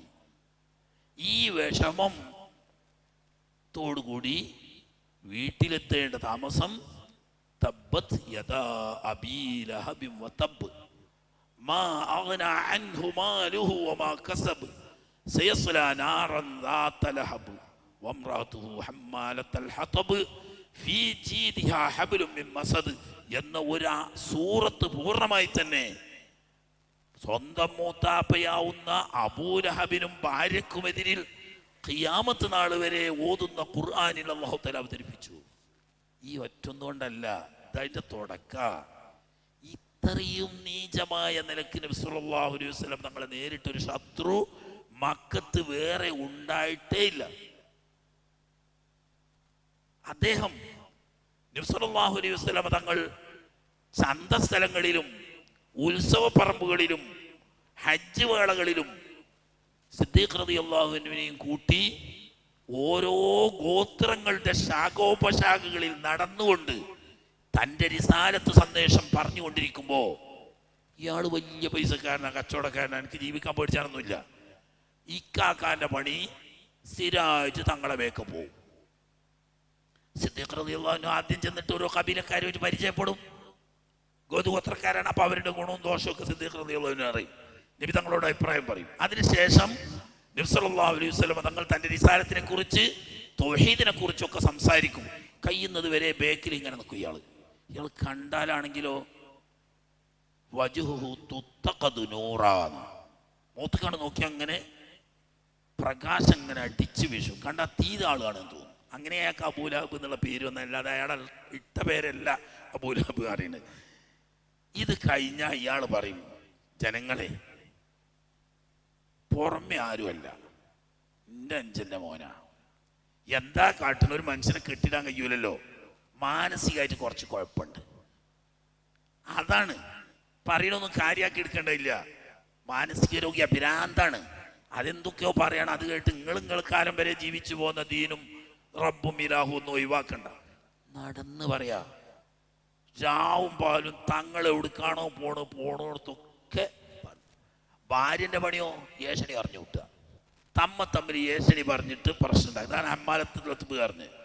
ചില ചരിത്രകാരന്മാർ പറഞ്ഞിട്ട് ഏഷണി പറഞ്ഞു കൂട്ടുന്നതിന് മാത്രം നിർത്തിയിട്ടില്ല പെണ്ണ്, മറിച്ച് വലിയ തറവാടിയാ. അബൂ സുഫിയാനൊക്കെ പെങ്ങളാണ്. മക്കം കണ്ട ഏറ്റവും വലിയ നേതാവിന്റെ മകളാ ഉമ്മു ജമീല. ഇവള് സ്വന്തം പോയിട്ട് വിറക് കെട്ടി തലയിൽ ചുമടാക്കി എടുത്ത് കൊണ്ടുവന്ന് നബി സല്ലല്ലാഹു അലൈഹി വസല്ലം തങ്ങൾ നടക്കുന്ന വഴിയിലൊക്കെ മുള്ളു വിതറുന്ന പണി വരെ ഉണ്ടായിരുന്നു. ചരിത്രം അങ്ങനെ പറയുന്നു. അത് എവിടെ വരെ ഉണ്ടെന്ന് എനിക്കറിയില്ല. ഏതായാലും അങ്ങനെ സംഭവം ഉണ്ട്. ഏതായാലും ഏഷണി പറയല്ല അവളുടെ കൂടെ പറപ്പാ. ഇവർക്കെതിരിൽ ഇയാളെ പേര് അല്ലാഹു തആല പറഞ്ഞില്ല. കാരണം അബ്ദുൽ ഉസ്സ എന്ന അയാളെ പേര്. ഈ അബ്ദുൽ ഉസ്സ എന്നുള്ള പേരൊന്നും ഖുർആനിൽ പറയാൻ പറ്റാത്തത് കൊണ്ടായിരിക്കാം അയാളെ പേര് പറയാതെ അയാളുടെ ഓമന പേരാവുന്ന അബൂലഹബ് എന്ന പേര് വിളിച്ചു പറഞ്ഞത്. തന്നെയല്ല, ആ പേരിൽ മറ്റൊരു സൂചനയുമുണ്ട്. അയാളുടെ മുഖത്തിന്റെ ഈ ശോഭ മാത്രമല്ല, ആളിക്കത്തുന്ന നരകത്തിലേക്ക് പോകേണ്ട ആളാണ് എന്നുകൂടി ആ വാക്ക് സൂചിപ്പിക്കുന്നത് കൊണ്ടായിരിക്കാം ഖുർആൻ അങ്ങനെ തന്നെ സംബോധന ചെയ്തു. ഈ വാർത്ത കേട്ട മാത്രയിൽ ഇയാളിങ്ങോട്ട് അപ്പൊ നബി സല്ലല്ലാഹു അലൈഹി വസല്ലം നിങ്ങൾ എന്ത് ചെയ്തെന്ന് അറിയോ? ഇയാള് തൊട്ടടുത്ത വീട്ടുകാരനാണ്, മൂത്താപ്പയാണ്, എന്തുകൊണ്ട് നാട്ടിലെ അറിയപ്പെട്ട പണക്കാരനും യോഗ്യനും ഒക്കെയാണ്. ഇയാളുടെ എതിർപ്പൊന്ന് കുറഞ്ഞോട്ടെ എന്ന നിലക്ക് ഇയാളുടെ 2 മക്കളുണ്ട്, ഉത്ബത്ത് ഉത്തൈബത്ത്. ഈ 2 മക്കൾക്കുമാണ് ബഹുമാനപ്പെട്ട ഉമ്മു കുൽസൂം ബീവിയെയും റുഖിയ ബീവിയെയും നിക്കാഹ് ചെയ്തു കൊടുത്തിരുന്നു. വീട് കൂടിയിട്ടില്ല. നബി തങ്ങൾ എപ്പോ അങ്ങനെ. അത് നമുക്കൊരു പാഠമുണ്ട് അതിൽ. ലഖദ് കാന ലക്കും ഫീ റസൂലില്ലാഹി ഉസ്വത്തുൻ ഹസന. റുഖിയ ബീവിനെയാണെങ്കിലും ഉമ്മു കുൽസൂം ബീവിനെയാണെങ്കിലും ഫാത്തിമ ബീവിയാണ്. ഫാത്തിമ ബീവിനെയൊക്കെ 22ാമത്തെ വയസ്സിലാണ് നിക്കാഹ് ചെയ്തെന്ന് പറയുന്നത്. പ്രായം 18 തികയാൻ വേണ്ടിയിട്ട് പറ്റുന്നതല്ല, 22ാമത്തെ വയസ്സിലാന്നുള്ളതാണ് പ്രബലമായ പ്രായം. എന്നിട്ടും 6 മാസം കഴിഞ്ഞിട്ടാ പുതുക്കം പോകുന്നത്, വീട് കൂടുന്നത്. അതായത് ഇസ്ലാമിന്റെ തത്വപ്രകാരം നേരത്തെ കണ്ട് പ്രേമിച്ച് കെട്ടുന്ന ഇസ്ലാമികമായ ശൈലി അല്ലല്ലോ. എന്നാൽ കുടുംബബന്ധം എന്ന് പറയുന്നത് എന്നും നിലക്കണം. കുടുംബത്തിന്റെ ആ പുതുമയും പരസ്പര ആകർഷണീയതയും നിലനിൽക്കണം. അതിനുള്ള മാർഗം എന്താ? ആദ്യം നിക്കാഹ് ചെയ്യുക. നിക്കാഹ് ചെയ്ത് ഹലാലായി കഴിഞ്ഞാൽ ഇപ്പൊ ആ പെണ്ണിനെ കാണുന്നതിന് തടസ്സമൊന്നുമില്ലല്ലോ. പക്ഷെ വീട് കൂടാത്തോടത്തോളം വരെ ഉപയോഗിക്കാൻ കഴിയില്ല. അപ്പോ എൻ്റെ ഭർത്താവ് ഇന്നാളാണെന്ന് ഇവൾക്കും ഉറപ്പായി, എൻ്റെ ഭാര്യ ഇന്നതാണെന്ന് ഇവനും ഉറപ്പായി. അപ്പൊ അവരുടെ സ്നേഹം പരസ്പരം കൂട്ടിയിണക്കപ്പെട്ടു. ഈ സ്നേഹിക്കുന്നവർ അകന്ന് നിൽക്കുമ്പോൾ ആ സ്നേഹത്തിന് ശക്തി കൂടുക. നോക്കിയാണി, സ്നേഹിക്കുന്നവർ, നിങ്ങൾ അസൂയപ്പെടണ്ട, മൂല്യന്മാർക്കാണ് കുടുംബജീവിതത്തിലെ ഏറ്റവും സുഖം. ഇപ്പാവും വിട്ടണ് മൂല്യന്മാരും. അന്ന് പറഞ്ഞാൽ എന്താ വെച്ചാൽ എന്നും പുതിയ എണ്ണയിക്കാരൻ മൂല്യന്മാരെ ഭാര്യമാര്. ആഴ്ചയിൽ ഒരു ദിവസമേ പോവുള്ളൂ, മേലെ തന്നെ 2 ദിവസം, ബാക്കിയുള്ള ദിവസമൊക്കെ പുറത്താ. 5-6 ദിവസം പുതിയാപ്പിളിനെ കാണാതായ പുതിയെണ്ണും, പുതിയെണ്ണനെ കാണാതായ പുതിയാപ്പിളയും 7-ാം ദിവസം അല്ലെങ്കിൽ 6-ാം ദിവസം വരുമ്പോൾ പിന്നെയും പുതിയെണ്ണ, എന്നും പുതിയെണ്ണ. അതേ സമയത്ത് പെരലിക്കണോരോ എത്താ 3/4 ഇഞ്ചിന്റെ അകലേ ഉള്ളൂ. പിന്നെ എന്തൊരു പുതുമ, അതിന് പുതുമ നഷ്ടപ്പെട്ടു പോവുകയാണ്. അതിന് ചില നിർദ്ദേശങ്ങളൊക്കെ ഉണ്ട്, അതിപ്പോ പറയേണ്ട സമയമല്ല. ഏതായാലും ആട്ടെ. അപ്പോ നിക്കാഹ് കഴിഞ്ഞിട്ട് വീട് കൂടാതെ കുറച്ച് നിർത്തുന്നതിൽ ചില മനഃശാസ്ത്രപരമായ തത്വങ്ങളുണ്ട്. അതിലൂടെ ഇവർ തമ്മിലുള്ള പ്രേമം, ഹലാലായ പ്രേമം ഉണ്ടാക്കിയെടുക്കാനും അതിലൂടെ കുടുംബജീവിതം സുഖകരമാക്കാനും മനഃശാസ്ത്രപരമായ ചില നീക്കങ്ങളുണ്ട് എന്ന് മനസ്സിലാക്കാം. അങ്ങനെ നിക്കാഹ് കഴിഞ്ഞിട്ടുള്ളൂ. മൂത്ത കുട്ടീനെ കെട്ടിയത് ഖദീജത്തുൽ കുബ്ര റളിയല്ലാഹു തആല അൻഹയുടെ ജ്യേഷ്ഠത്തി, അവരുടെ മകൻ അബുൽ ആസ് റളിയല്ലാഹു തആല അൻഹു തങ്ങളാ. അന്നൊന്നും ഇസ്ലാമൊന്നും വിശ്വസിച്ചിട്ടില്ലട്ടാ. അത് വീട് കൂടിയിട്ട് കുറെ കഴിഞ്ഞാണ്, കുട്ടികളൊക്കെ ആയ കാലത്തേക്കാണ്. അതിന്റെ ശേഷമാണ് ഉത്ബത്തിന് റുഖിയ ബീവിനെയും ഉത്തൈബത്തിന് ഉമ്മു കുൽസൂമിനെയും നിക്കാഹ് കഴിച്ചു. വീട് കൂടുന്നതിന് മുമ്പാണ് ഈ ആയത്തിറങ്ങുന്നത്. ആയത്തിറങ്ങിയപ്പോ ഉമ്മയും ബാപ്പയും ഒരേ ജാതിയ. ഇവര് പറഞ്ഞു, റസ്സുകുമാ മിൻ റസ്സിന ഹറാമുൻ ലൗലം തുഫാരിഖാ ഇബ്നത മുഹമ്മദിൻ. നമ്മൾ തമ്മിൽ ഇനി മരണം വരെ ഒരുമിച്ച് കൂടാൻ പോണില്ല. നിങ്ങൾ മുഹമ്മദിന്റെ മക്കളെ തലാഖ് ചൊല്ലി ഒഴിവാക്കാതിരിക്കുകയാണെങ്കിൽ. അപ്പൊ നല്ല മക്കളാ, ഉമ്മ വാപ്പമാരെ നല്ല അനുസരിക്കുന്ന മക്കളാ. അങ്ങനെ എന്താക്കി, ഉത്ബത്ത് റുഖിയ ബീവിയെ തലാഖ് ചൊല്ലി. അയാൾ മാന്യനാ, അതിന്റെ ഭാഗ്യം അയാൾക്ക് കിട്ടുകയും ചെയ്ത്. പിന്നീട് അദ്ദേഹം ഇസ്ലാം മതം സ്വീകരിച്ചു, സഹാബിയാണ്. ഈ അബൂലഹബിന്റെ മക്കള് ഒരു ഉത്തൈബത്ത് ഒഴിച്ചാൽ ബാക്കിയൊക്കെ സഹാബികളാണ് മണ്ണൊക്കെ. അബൂലഹബ് മോശമാണെന്ന് അറിഞ്ഞിട്ട് മക്കളും കുടുംബം മോശമാണെന്നൊന്നും പറയാൻ പറ്റൂല. തള്ളിയും തന്നി അങ്ങനെ ആയിപ്പോയി. ഉത്തൈബത്തോ വല്ലാത്ത അക്രമ ചെയ്ത്. ഉത്തൈബത്ത് നേരെ നബി സല്ലല്ലാഹു അലൈഹി വസല്ലം തങ്ങളുടെ ഹദറത്തിലേക്ക് വന്ന് വാപ്പാന്റെ ജാതി തന്നെ. എന്നിട്ട് പറഞ്ഞു, നിന്റെ മകളെ ഞാൻ തലാഖ് ചൊല്ലിയിരിക്കുന്നു, നീയും ഞാനും തമ്മിൽ ഒരിക്കലും ഒരു ബന്ധമില്ല എന്ന് പറയലും കാർക്കിച്ച് നബി സല്ലല്ലാഹു അലൈഹി വസല്ലം തങ്ങളുടെ മുഖത്തേക്ക് തുപ്പി. ഒരു തെറ്റും ചെയ്തിട്ടില്ല. നബി തങ്ങളും അയാളുമായിട്ട് ഒരു ബന്ധമില്ല. എളാപ്പാന്റെ മോനാണ്, മോളെ കിട്ടിയ പുതിയാപ്പിളയാണെന്നല്ലാതെ. ഉടനെ നബി സല്ലല്ലാഹു അലൈഹി വസല്ലം തങ്ങൾ പറഞ്ഞു, അല്ലാഹുമ്മ സ്വല്ലിത് അലൈഹി കൽബൻ മിൻ കിലാബിക്. പടച്ചവനെ, ഈ ഉത്തൈബത്തിനെ ഇങ്ങനെ സ്വതന്ത്രമായി നീ വിട്ടേക്കരുത്. നിന്റെ കൽബിൽപ്പെട്ട ഒരു കൽബിനെ ഇവന്റെ മേൽ നീ അധികാരം കൊടുക്കണം. ഇവർക്കൊക്കെ വിശ്വാസമാണ്. അതോടുകൂടി ഇയാൾ മൂത്രമൊഴിച്ചു ചെയ്യണം, പേടിച്ചിട്ട്.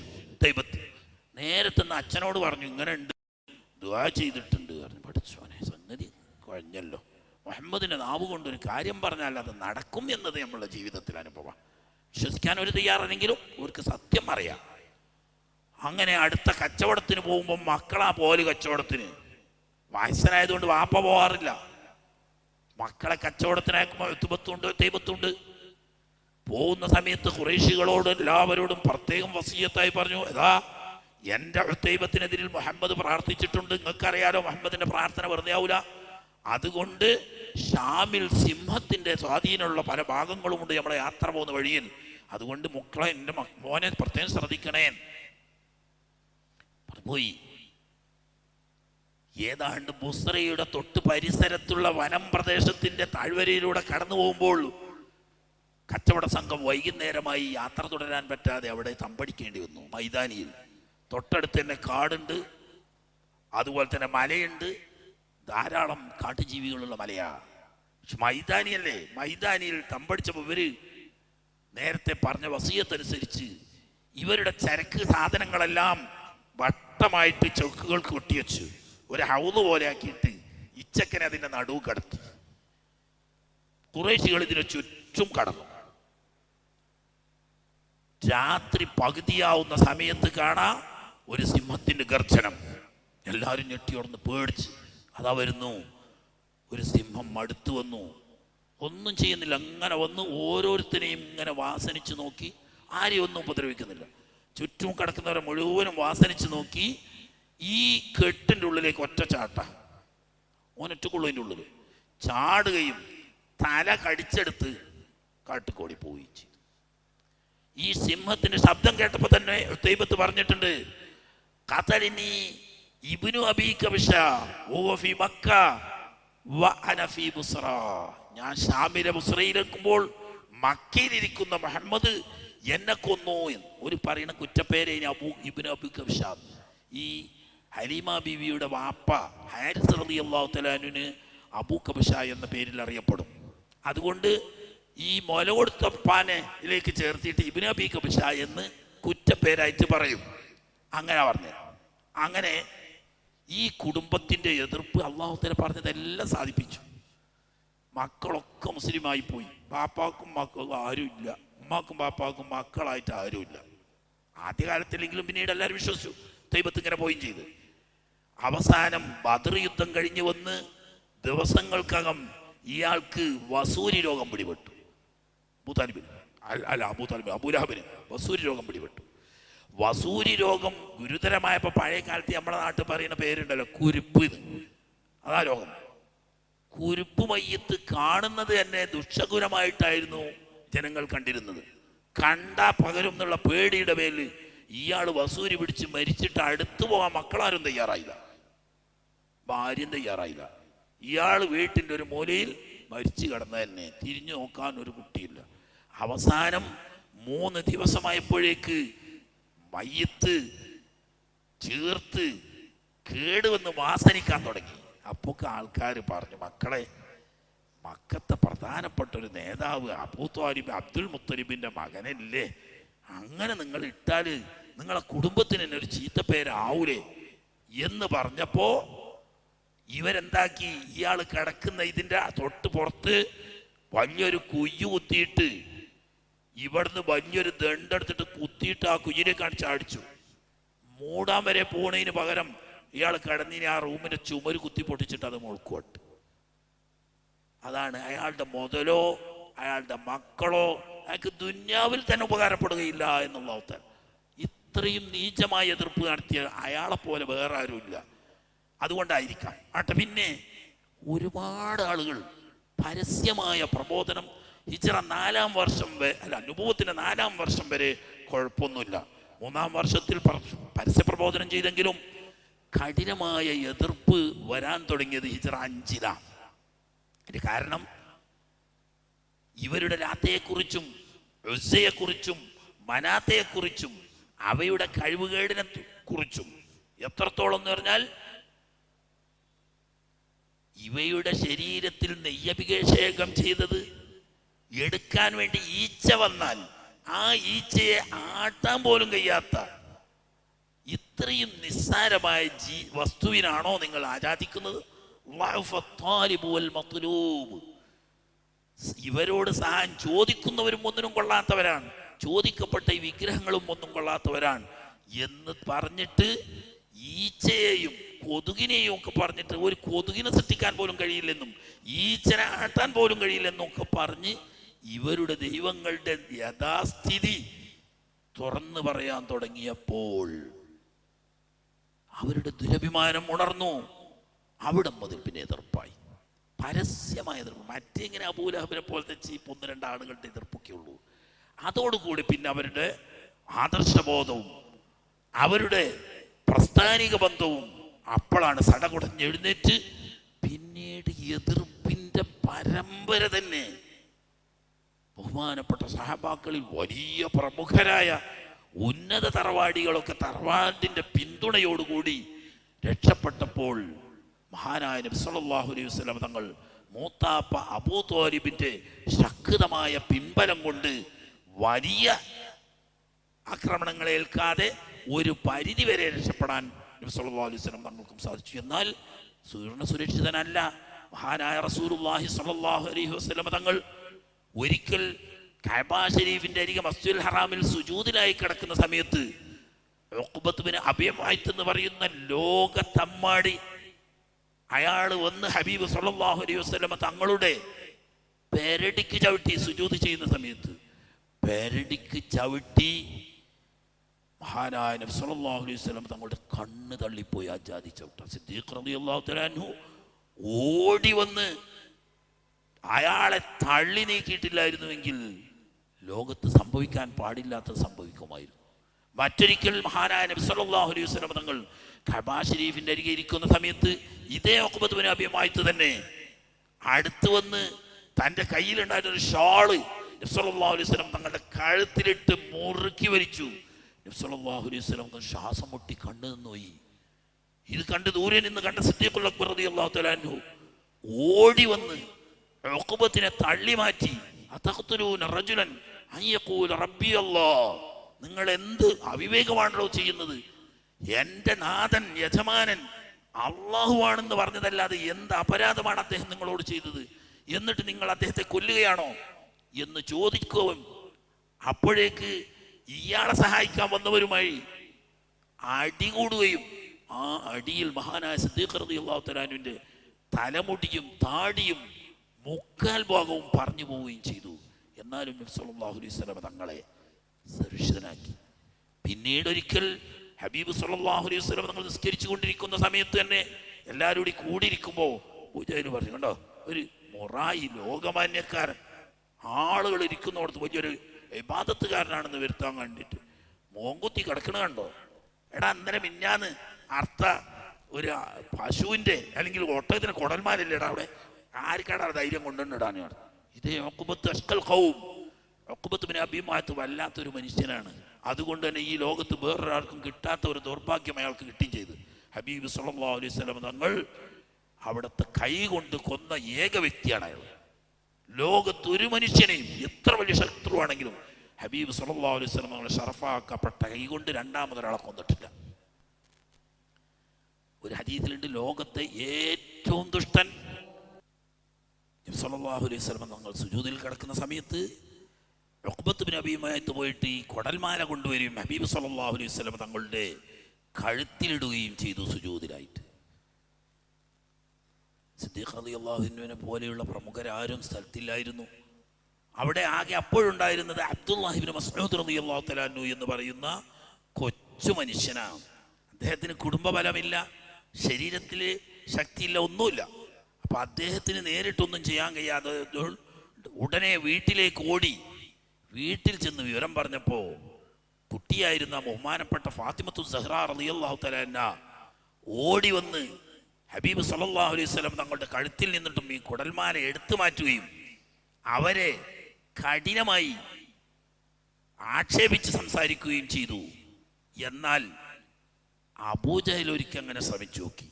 ഉഖ്ബത്ത് ഇങ്ങനെയൊക്കെ ചെയ്തെങ്കിലും അബൂജഹൽ ഒരിക്കൽ വലിയ വീമ്പ് പറഞ്ഞു, മുഹമ്മദ് നമ്മളിരിക്കുന്നിടത്ത് നിന്ന് ഇനി അങ്ങനെ സുജൂദ് ചെയ്യുന്നത് ഞാൻ കണ്ടാൽ ഞാൻ കഴുത്ത് ചവിട്ടിപ്പൊട്ടിക്കും.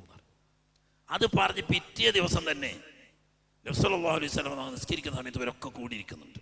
അപ്പൊ ആരോ തോണ്ടിയിട്ട് പറഞ്ഞതാ നിസ്കരിക്കുന്നു പറഞ്ഞു. ഇയാൾ പുറപ്പെട്ടു വന്നു. നബി സല്ലല്ലാഹു അലൈഹി വസല്ലം തങ്ങളുടെ ഏതാണ്ട് അടുത്തെത്തിയത് സത്യം. പെട്ടെന്ന് ഇയാളുടെ നിറം വളർത്ത് കൈ രണ്ടും ഇങ്ങനെ പിടിച്ചിട്ട് പിന്നോട്ട് പിന്നോട്ട് പിന്നോട്ട് പിന്നോട്ട് പിന്നോട്ട് ഇങ്ങനെ മാറി. പുറത്ത് ചെന്നപ്പോൾ ആൾക്കാർ ചോദിച്ചു, എന്ത് നിങ്ങളിൽ വലിയ വീമ്പൊക്കെ പറഞ്ഞിരുന്നത്? അപ്പം അവിടെ എത്തിപ്പന്ത് മക്കളെ ഞാനായതുകൊണ്ട് ബാക്കിയായി. നിങ്ങളാരെങ്കിലും ആണെങ്കിൽ അവിടെ നിന്ന് ആ തടിയായിട്ട് ഇങ്ങോട്ട് പോരൂല. ഇനിയാണ് എന്തേ അവിടെ വെച്ചു? ഞാൻ അവിടെ കണ്ട ഭീകരാന്തരീക്ഷം പറയാതിരിക്കലാ നല്ലത്. ഒരു വലിയ അഗ്നികുണ്ഡം ആളിപ്പൊങ്ങി വരുന്നുണ്ട്. ഞാൻ കരുതി ഞാൻ കരിഞ്ഞു പോയി. അതിൻ്റെ അപ്പുറത്ത് ഭീമാകാരങ്ങളായിരിക്കുന്ന വലിയ കഴുകന്മാർ കൊക്കും നഖവും ഉയർത്തിയിട്ട് എന്നെ എടുത്തുകൊണ്ടുപോകാൻ തയ്യാറായിട്ട് നിൽക്കുന്നു. സല്ലല്ലാഹു അലൈഹി വസല്ലം തങ്ങൾ പറഞ്ഞു, ആ ഖന്തക്ക് കണ്ടത് ഒരടി കൂടി അവൻ ഇങ്ങോട്ട് വെച്ചിട്ടുണ്ടെങ്കിൽ ലഖ്തതഫഹുൽ മലായികത്തു ഉളുവൻ ഉളുവാ, ഓന്റെ ഓരോ അവയവങ്ങള് മലായിക്കൾ കൊത്തിയെടുത്ത് പോകുമായിരുന്നു. അയാൾ ചവിട്ടിയിട്ടൊന്നുമില്ല. എന്തെങ്കിലും അയാൾ കടുത്ത എതിരാളിയും വിരോധിയുമാണെങ്കിലും ഒരു ലീഡറുടെ ഒരു സ്റ്റാൻഡേർഡൊക്കെ പലപ്പോഴും അയാൾ കീപ്പ് ചെയ്യാറുണ്ട്. എന്നാൽ നബി സല്ലല്ലാഹു അലൈഹി വസല്ലം തങ്ങൾക്ക് ഇത്രയൊക്കെ ഉള്ളൂ എന്ന് പറയുമ്പോൾ മക്കയിൽ അന്ന് ജീവിക്കുന്ന ഏറ്റവും പ്രമുഖ നേതാവായ അബൂ ത്വാലിബിന്റെ 100% സംരക്ഷണത്തിനായിട്ടാണത്. അല്ലാത്ത പാവപ്പെട്ടവരല്ല, സാധാരണക്കാരല്ല, നേതാവായ ബഹുമാനപ്പെട്ട സിദ്ദീഖുൽ അക്ബർ റളിയല്ലാഹു തആല അൻഹുവിനെ പോലും അനുഭവപ്പെട്ട മർദ്ദനങ്ങൾ, പിന്നെ പാവപ്പെട്ടവരുടേത് പറയണ്ട. ബഹുമാനപ്പെട്ട സുമയ്യ റളിയല്ലാഹു തആല അൻഹുവിനെ നഗ്നയാക്കി കൊടുഞ്ചൂടിൽ കിടത്തി നെഞ്ഞത്ത് കല്ല് കയറ്റി വെച്ച് ആ നഗ്നമേനിയിലേക്ക് രഹസ്യഭാഗത്തേക്ക് ചുട്ടുപൊള്ളിച്ച കുന്തം കയറ്റിക്കൊണ്ടാണ് അബൂജഹല് ബഹുമാനപ്പെട്ട സുമയ്യ റളിയല്ലാഹു തആല അൻഹയെ കൊലപ്പെടുത്തിയത്. അവരുടെ വാപ്പ യാസർ റളിയല്ലാഹു തആല അൻഹുവിനെ മൃഗീയമായി മർദ്ദിച്ച് ഇഞ്ചിഞ്ചായി മഹാനവറുകൾ ഷഹീദായി. അമ്മാർ റളിയല്ലാഹു തആല അൻഹുവിനെ മർദ്ദിച്ച് ജീവച്ഛവമായപ്പോൾ കുഫ്രിയത്തിന്റെ വാക്ക് പറയാൻ നിർബന്ധിതനായി പറഞ്ഞു പോയി. അവസാനം രക്ഷപ്പെട്ട് തങ്ങളുടെ അടുത്ത് ഓടി വന്നിട്ട് കരഞ്ഞിട്ട് പറഞ്ഞു, നബി എൻ്റെ എല്ലാം നഷ്ടപ്പെട്ടു പറഞ്ഞു. എന്തേ ഇങ്ങനൊരു ഘട്ടത്തിൽ ഞാൻ ജീവൻ നഷ്ടപ്പെടുമെന്ന് കണ്ടപ്പോൾ കുഫ്രിയത്തിന്റെ വാക്ക് അവർക്ക് വേണ്ടി പറഞ്ഞു. അപ്പോഴും നിന്റെ മനസ്സോ, എൻ്റെ മനസ്സ് അപ്പോഴും ഈമാൻ പഴയതുപോലെ തന്നെ ഉണ്ട്. ഇന്നൊന്നും പ്രശ്നമില്ല, ഇനി അങ്ങനെ അവർ ബുദ്ധിമുട്ടി അന്യം പറഞ്ഞോളുണ്ട് എന്ന് പറഞ്ഞു. അതാണ് തഖിയ. ഇങ്ങനത്തെ സാഹചര്യത്തിൽ തഖിയ പറയാമെന്ന് പറയുന്നത്. ഇങ്ങനെ എത്രയോ സന്നീറ എന്ന് പറയുന്ന ഒരു അടിമ സ്ത്രീ ഉണ്ടായിരുന്നു. ഈ പാവപ്പെട്ട അടിമ സ്ത്രീയെ മർദ്ദിച്ച് അവസാനം അവരുടെ 2 കണ്ണിന്റെ കാഴ്ചയും നഷ്ടപ്പെട്ടു. അപ്പൊ അവര് പറയാൻ തുടങ്ങി, കണ്ടോ, ലാത്തയുടെയും ഉസ്സയുടെയും ശാപം കൊണ്ടാണ് സിന്നീറയുടെ കണ്ണ് പോയത്. അപ്പൊ തന്നെ അവർ പറഞ്ഞു, ലാ വല്ലാഹി ലാ യഖ്ദിറു ലാത്ത വലാ ഉസ്സ അലാ ഷൈ. എന്റെ കണ്ണിന്റെ കാഴ്ച കളയാന്നല്ല, നിസ്സാരമായ ഒരു കാര്യം പോലും ചെയ്യാൻ നിങ്ങളെ ലാത്തക്കും ഉസ്സക്കും കഴിയില്ല എന്ന് പറഞ്ഞിട്ട് അല്ലാഹുവിനോട് പ്രാർത്ഥിച്ചു, അല്ലാഹുവേ, നീ ഒരുവനായ റബ്ബാണ് ഇലാഹ് എന്ന് വിശ്വസിച്ചതിന്റെ പേരിൽ എന്നെ ഇവർ മർദ്ദിക്കുമ്പോൾ എൻ്റെ കണ്ണിന്റെ കാഴ്ച പോയത് ഇവരുടെ ലാത്തയുടെ കാരണത്താലാണെന്ന് പറയുന്നുണ്ട്. അതല്ലെന്ന് നീ കാണിച്ചു കൊടുക്കണം. നഷ്ടപ്പെട്ട കാഴ്ച സിന്നീർ റളിയല്ലാഹു തആല അൻഹുവിനെ തിരിച്ചു കിട്ടി. ഇങ്ങനെ എത്ര പാവങ്ങള്. ബിലാൽ റളിയല്ലാഹുവിന്റെ കഥയൊക്കെ നമുക്ക് എപ്പോഴും പരിചിതമാണ്. അദ്ദേഹം ഒരു ഇരുമ്പിന്റെ ഉരുക്ക് മനുഷ്യനായിരുന്നു. ജീവൻ എന്നതൊരു വിഷയമേ അല്ല. കുട്ടികൾ കൗത്തിൽ കയറിട്ട് അങ്ങാടിയിലൂടെ വലിച്ചിങ്ങനെ കൊണ്ടുപോകുമ്പോ ശരീരത്തിന്റെ പുറംഭാഗം മുറിഞ്ഞ് രക്തമൊലിക്കുമ്പോഴും അഹദ് അഹദ് അഹദ് എന്നല്ലാതെ ഒരു വാക്ക് മാറ്റി പറയിക്കാൻ സാധിച്ചില്ല. ഖബ്ബാബ് ബിൻ അൽ-അറത്ത് റളിയല്ലാഹു തആല അൻഹുവിനെ തീയിട്ട് ചൂടാക്കി പൊള്ളിച്ച ഇരുമ്പിന്റെ മുകളിൽ കുപ്പായം കഴിച്ച് അങ്ങനെ കിടത്തിയിട്ട് ശരീരം വെന്തുരുകി നീര് ഒലിച്ചിട്ടാണ് ആ ഇരുമ്പിന്റെ ചൂട് പോയത്. മരണം വരെയും ആ കര കുപ്പായം ഇടാതെ അദ്ദേഹം നടക്കാറില്ല. കുപ്പായം അഴിച്ചൊരിക്കൽ ഉമറുൽ ഫാറൂഖ് റളിയല്ലാഹു തആല അൻഹു ചോദിച്ചു തന്റെ ഖിലാഫത്ത് കാലത്ത്, ബഹുമാനപ്പെട്ട ഖബ്ബാബ്, നിങ്ങളെ എന്തുമാത്രം അവർ മർദ്ദിച്ചു, ഞങ്ങൾക്കൊന്ന് കാണിച്ചു തരാമോ? അമീറുൽ മുഅ്മിനീൻ, നിങ്ങളെ നിർബന്ധിക്കേണ്ട, അള്ളാന്റെ മാർഗത്തിൽ ചെയ്ത സേവനങ്ങളല്ലേ, അല്ല ഞങ്ങൾക്കൊരു പാഠമാകാനാണ് എന്ന് പറഞ്ഞ ആ കുപ്പായാണ് കയറ്റിയപ്പോ എല്ലിങ്ങനെ പൊങ്ങിക്കാണാം, മാംസം പറ്റി കരിഞ്ഞു പോയിട്ട് അവിടെ ആ കരയല്ലാതെ ഒന്നുമില്ല. ആ നിലക്ക് പാവങ്ങളെ കഠിനമായി മർദ്ദിച്ച് ഒരടി മുന്നോട്ട് പോകാൻ കഴിയില്ല എന്ന് വന്ന സമയത്താണ് ഹിജ്റ 5-ാം വർഷത്തിൽ പാവപ്പെട്ട മുഅ്മിനുകളോട് നബി സല്ലല്ലാഹു അലൈഹി വസല്ലം തങ്ങൾ പറഞ്ഞു, സഹാബാക്കളെ, ഈ സാഹചര്യത്തിൽ നിങ്ങൾക്ക് ഇവിടെ മുന്നോട്ട് പോകാൻ കഴിയില്ല. അതുകൊണ്ട് ഹബശയിലുണ്ട് ഒരു രാജാവ്, നസ്രാനിയാണ്. അദ്ദേഹം നീതിമാനാണ്. അദ്ദേഹത്തിന്റെ നാട്ടിൽ ഒരാളെയും അന്യായമായി ആക്രമിക്കപ്പെടില്ല.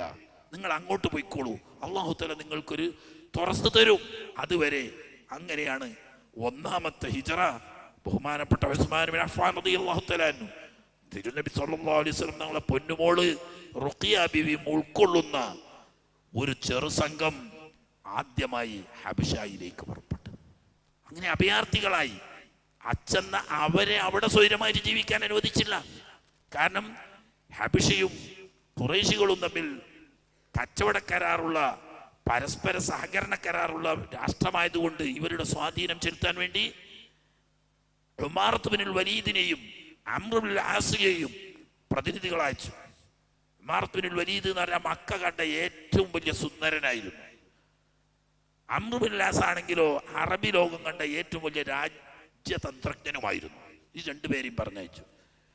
പോകുന്ന സമയത്ത് തന്നെ മക്കയിലുള്ള തുകൽ ഉൽപ്പന്നങ്ങൾ ഹബശികളെ സംബന്ധിച്ച് ഏറ്റവും കൗതുകവസ്തുവാണ്. ധാരാളം അത് ശേഖരിച്ച് ആദ്യം തന്നെ ചെന്ന് രാജാവിനെ മുഖം കാണിക്കാതെ രാജാവിൻ്റെ ദർബാറിൽ ഒരുമിച്ച് കൂടുന്ന പുരോഹിതന്മാരും നാട്ടുപ്രമാണികളുമായ ആളുകളെ കണ്ട് നന്നായി സമ്മാനങ്ങൾ കൊടുത്തു. അവരെ സ്വാധീനിച്ചു. ഞങ്ങളിങ്ങനെ ഒരു ആവശ്യവുമായിട്ട് വരികയാണ്, മഹാരാജാവിൻ്റെ തുരുമ്പത്ത് ഞങ്ങൾ കാര്യങ്ങൾ സമർപ്പിക്കും, നിങ്ങൾ ഞങ്ങൾക്ക് വേണ്ടി അവിടെ ശുപാർശ പറയണം. നല്ലോണം കൈക്കൂലി കിട്ടിയ സന്തോഷത്തിന് വേണ്ടത് ചെയ്യാൻ അവരേറ്റു. പിറ്റേ ദിവസം ബഹുമാനപ്പെട്ട നജ്ജാശി രാജാവ്, അദ്ദേഹം പിന്നെ സ്വഹാബിയായിട്ടില്ലെങ്കിൽ അദ്ദേഹം നബി തങ്ങളുടെ കാലത്ത് മൂമിനായിട്ട് നബി തങ്ങളെ കാണാൻ കഴിയാതെ മരണപ്പെട്ട മഹാനാണ്. അദ്ദേഹത്തിൻ്റെ ഹളറത്തിൽ ഒരുമിച്ച് കൂടി അംർ ബിൻ ആസിയും ഉമാറത്ത് ബിൻ വലീദും കൂടി നേരെ ചെന്നു. ഔപചാരിക